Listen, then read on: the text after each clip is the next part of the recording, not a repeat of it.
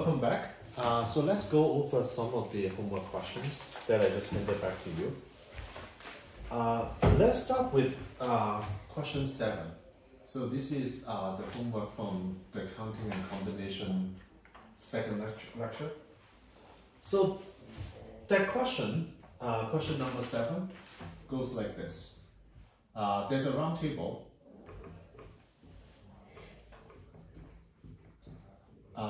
4 men and 8 women are sitting in a round table, and in such a way that 2 women are between 2 men. So that's how they decided to sit. Now, we've done some counting, like permutation, combination, subsets, power set, etc. One thing I want to make clear is counting and combinatorics is really complicated, okay? So we learn a small part of it, and people spend many years or their entire life kind of studying combinatorics. So in the textbook that we use over there, there's a chapter or there's a section that is specifically about how to count kind of sitting around the table, how to do what they call the circular counting. So this is basically from that section. But you can't possibly kind of study kind of all the combination. At the end of the day, we need to know how to apply the basic principle, addition, multiplication, and subtraction to do the counting.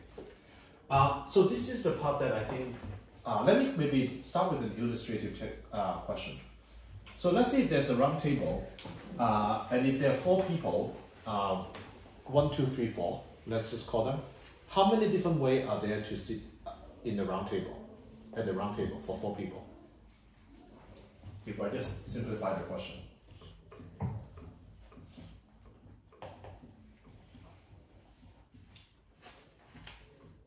Anyone?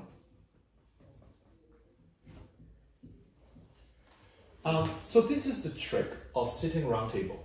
Because if I ask you about, okay, 4 people lining up in a line here, then I think we talk about it many times. How many different ways to arrange 4 people? 4 factorial. Now, on this one, in the round table, it is very tempting to just say, okay, 4 factorial. Okay? But the problem with that approach is you are basically treating this kind of 4 sitting arrangement to be different. But in fact, they are the same. So there are many different ways to deal with it. You could basically say, okay, there are 4 different ways of, 4 factorial, many ways of sitting 4 people, but then you know each kind of sitting arrangement would appear 4 times. Okay? So therefore, you see it divided by 4, and that's equal to 3 factorial. However, what I would recommend everyone to think about is whenever there's a question that has to do with sitting at the round table, make one person sit down first. So if you have a table, if you just make the first person sit down first, and just ask how many different ways can the remaining 3 people sit in the 3 seats, and there will be 3 factorial. Now, rather than just remembering it, let's just kind of take a pause to think about a moment.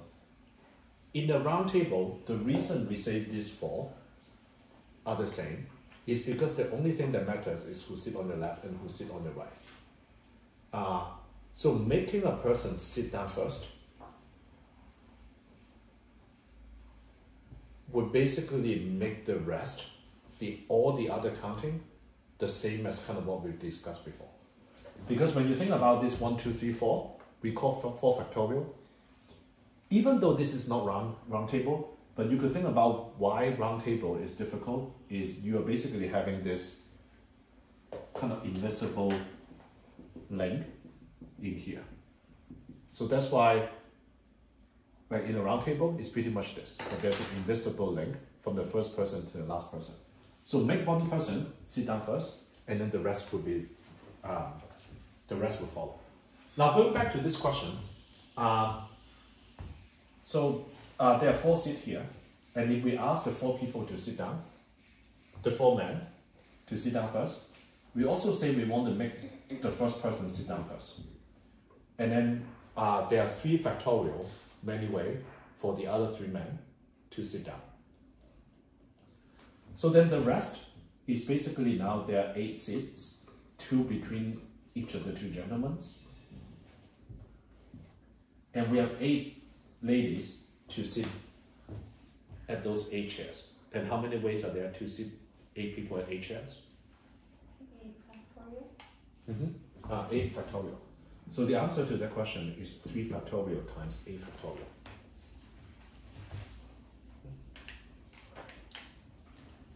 Okay. So I'll go through 2 more questions.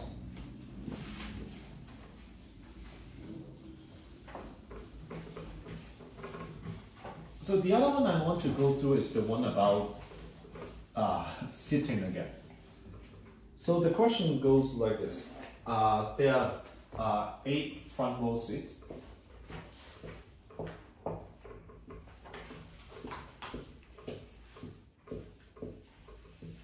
Front. And then there are 8 back seats. And we have 14 students.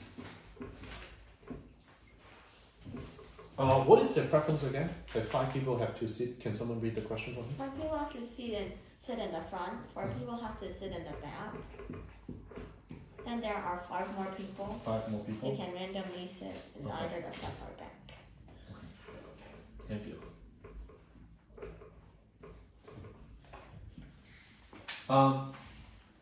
So let's just do them kind of step by step. 5 people sitting at the 8 front seats. How many different ways are there to sit those 5 people? Again, simplify the question. Let's just kind of sit these 5 people first. There are 8 seats, and they want to sit in one of those 8 seats. How many different ways are there to sit 5 people? 8 times 7 times 6 times 5 times 4. Great. So this is from the first principle, which is totally fine, which is what I encourage everyone to do. But this is also from last time. Again, this kind of formula that we learned last time, as I emphasized many times, is just a shorthand so that you don't even have to think about that and just say, okay, 8 people, choose 5 spots. Now, these 5 people sit down, we need to ask ourselves from the multiplication principle, does it affect these 4 people who want to sit at the back? No. How many different ways are there to sit 4 people at the back? PA4. PA4.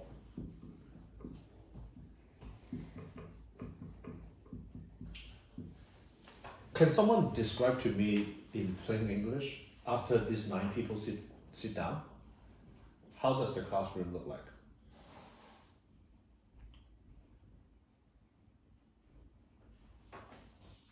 5 more people unseated. And how many open seats are there? 5.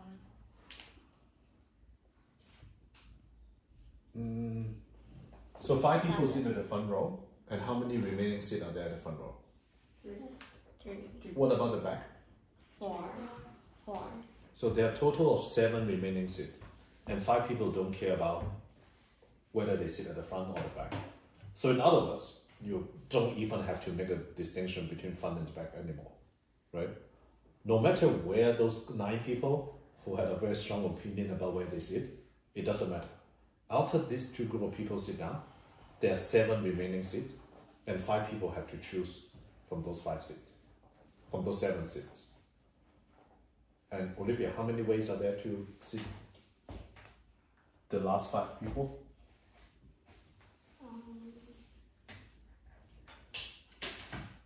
P75.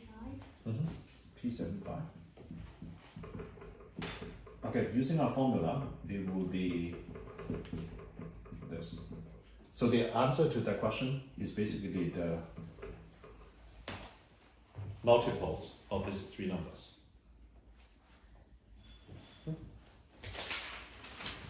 So let's go through the last question. So that one was 14. So let's do 11 as well. Question 11, when I graded the homework, I actually saw two different ways of doing it, which I was pretty impressed. Because I did it in a certain way, and then after I did it, I said, okay, the other person must be wrong, okay? And then I thought, okay, maybe no, okay, let me at least kind of calculate the number that they computed, and then in the end, it was correct, A16. Okay, the answer is A16. So the question itself goes like this. So 20 number, 1, 2, 3, all the way to 20. And we have to pick three integers, three numbers from this 20. And we need to pick three numbers so that no two of these three is consecutive. Okay. For the purpose of doing exercise, test, or math competition, basically whenever you hear the term repeated consecutive, you could pretty much think about they're asking you to count a more difficult one. You should count the opposite. Okay, that's what my experience tells me. Okay, it doesn't matter that in the past work question they say, oh, you count the no repeat or count. Whenever they ask you to count one thing, usually my experience is the opposite. Is a little bit easier to count. If I ignore the fact, if I just ignore this kind of requirement, if I just ask you to choose kind of three numbers from a set of 20, how many are there in total?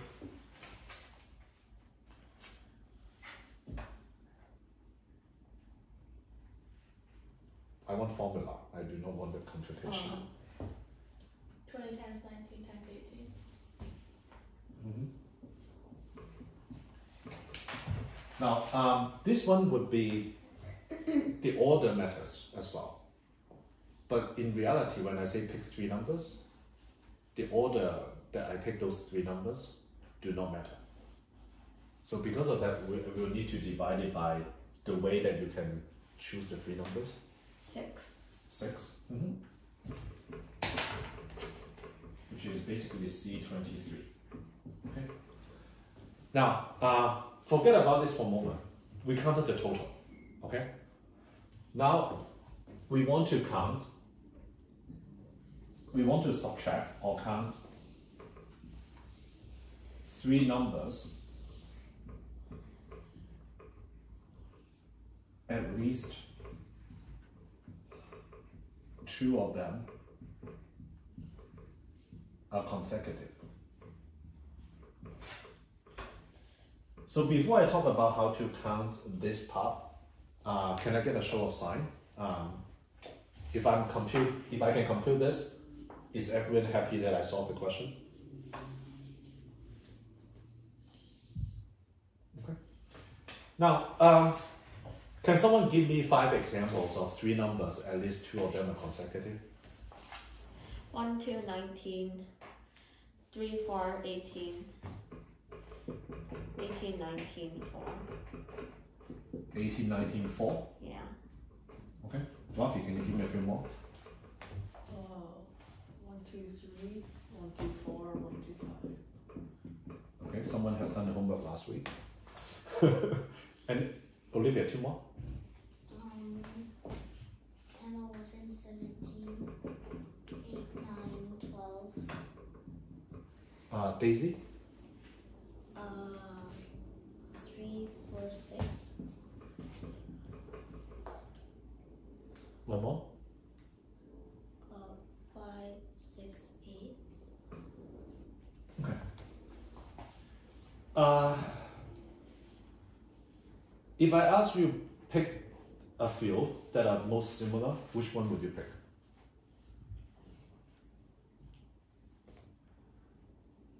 Three, 4, 5, and 3, 4, 6. Why are they similar? Because the first two digits are the same, and then the last one, they're just one number apart. Okay. And Isaac, do you want to pick another field that looks similar to you? 1, 2, 3, and 1, 2, 5. Mm-hmm. And I'll probably add 1, 2, 19 to there as well, because 1, 2 are common. Just changing one number. Yeah. Okay, so you have two consecutive number plus another random number. Not random, plus one or the other number. That should give us an idea about what do this kind of look like. You need to have two numbers that are consecutive. And how many possibilities are there if we are talking about within 20?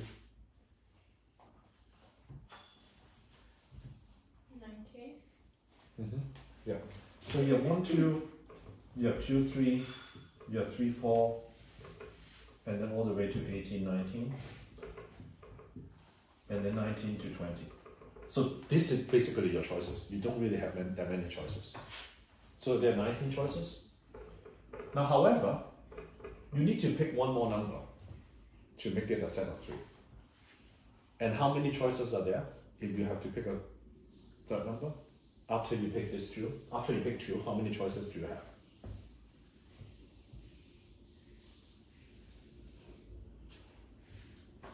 18. 18 plus one more.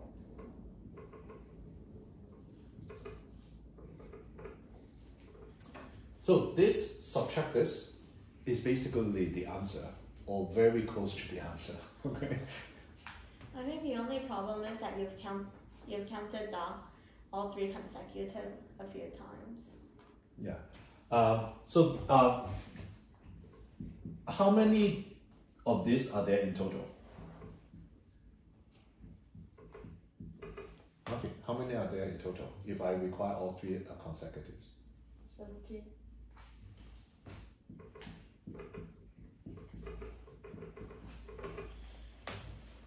So this one more. 1, 2, 3, 2, 3, 4, 17, 18, 19. And then there's also 18, 19, 20. If you look at 1, 2, 3 here, do you think we counted it just once? How many times did we count 1, 2, 3 here? Twice. Twice. How many times did we count 17, 18, 19 here? Twice. Twice. So therefore, we need to subtract this 18.